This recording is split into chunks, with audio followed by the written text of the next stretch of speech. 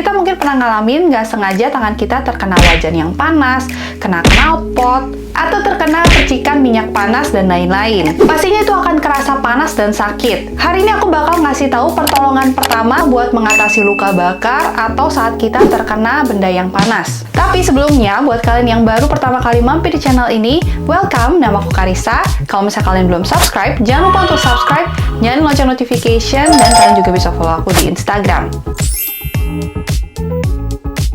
Pertolongan pertama saat kita terkena panas itu penting banget dilakukan untuk mencegah kerusakan kulit atau jaringan tubuh lain yang lebih parah. Luka bakar juga dikategorikan menurut keparahannya. Luka bakar tingkat pertama dianggap paling ringan karena hanya mengenai lapisan kulit luar. Biasanya hanya menyebabkan nyeri ringan, kemerahan, dan bengkak. Luka bakar tingkat kedua mempengaruhi lapisan kulit lebih dalam dan menyebabkan kulit melepuh, putih, basah, dan berkilau. Luka bakar tingkat ketiga adalah jenis luka bakar yang merusak semua lapisan kulit. Luka bakar tingkat 3 dapat membuat kulit menjadi putih dan hangus, sedangkan luka bakar tingkat 4 dapat mempengaruhi tulang dan sendi. Luka bakar tingkat ketiga dan keempat ini dianggap darurat medis dan hanya boleh dirawat di rumah sakit. Nah, kita dapat melakukan pertolongan pertama dan perawatan pada luka bakar tingkat 1 dan 2 di rumah. Dengan ukuran luka bakar yang kecil, tidak lebih dari 3 inci. Saat pertama kali terpapar sumber panas, kita bisa mengalirkan air dingin selama kurang lebih 30 menit pada daerah yang terkena panas. Suhu air yang cocok adalah suhu normal atau suhu ruangan, jadi nggak terlalu panas atau nggak terlalu dingin.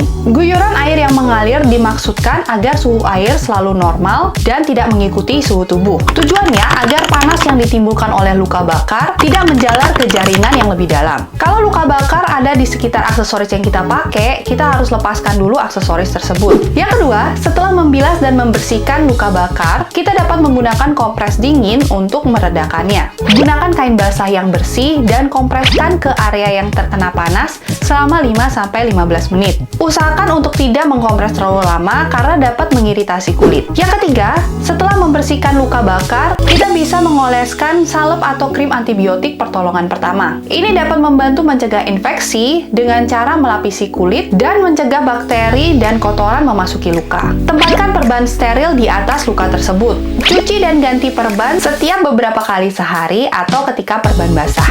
Selain menggunakan antibiotik, kita juga dapat menggunakan lidah buaya. Lidah buaya adalah obat rumahan yang populer untuk luka bakar akibat sinar matahari. Ini juga dapat membantu meredakan luka bakar tingkat pertama dan kedua. Setelah membersihkan luka bakar, kita bisa mengoleskan lidah buaya murni ke area yang terkena panas. Kalau misalnya kita menggunakan lidah buaya yang dijual di toko-toko, kita harus cek dulu bahan-bahannya. Jangan menggunakan apapun yang mengandung fragrance atau iritan lain yang dapat mempersulit penyembuhan. Oleskan kembali lidah buaya beberapa kali sehari atau sesuai kebutuhan.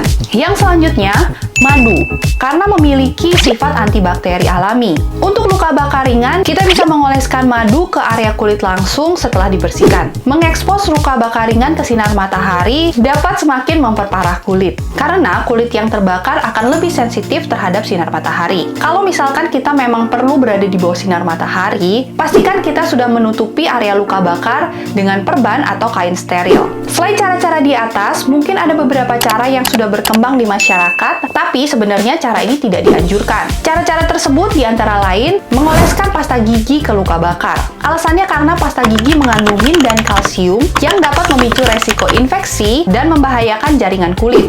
Yang kedua, mengoleskan mentega. Alih-alih mencegah infeksi, olesan mentega pada kulit yang terbakar justru akan menghalangi oksigen dan membuat kulit lebih lembab. Ini akan membuat kulit rentan terinfeksi bakteri. Yang selanjutnya, mitos yang udah lama yaitu menggunakan putih telur. Tapi ternyata putih telur itu tidak mengandung nutrisi khusus untuk membantu penyembuhan luka bakar. Justru mengandung bakteri dan dapat menyebabkan infeksi. Putih telur juga merupakan makanan alergi bagi sebagian orang. Ketika protein dari makanan masuk melalui kulit yang rusak, hal itu dapat berkontribusi pada berkembangnya atau memburuknya reaksi alergi makanan. Mitos yang selanjutnya, air dingin dapat menenangkan kulit yang terbakar. Justru air dingin dan es dapat mengiritasi kulit. Es Gas yang ditempelkan ke kulit, baik yang terbakar atau tidak, dapat menyebabkan luka bakar dingin dan merusak jaringan kulit. Jadi itu tadi beberapa pertolongan pertama yang bisa kita lakukan ketika kita terkena luka bakar ringan. Meskipun begitu, kalau misalnya kita mengalami luka bakar yang lebih dari 3 inci, sangat menyakitkan, luka bakar di wajah, atau menunjukkan komplikasi lainnya, ada baiknya kita segera ke dokter untuk mendapatkan penanganan yang lebih tepat. Semoga video ini bisa bermanfaat buat kalian. Jangan lupa untuk like dan share, dan tungguin juga video-video aku yang selanjutnya. Thank you so much for watching. I'll see you on my next video. Bye-bye!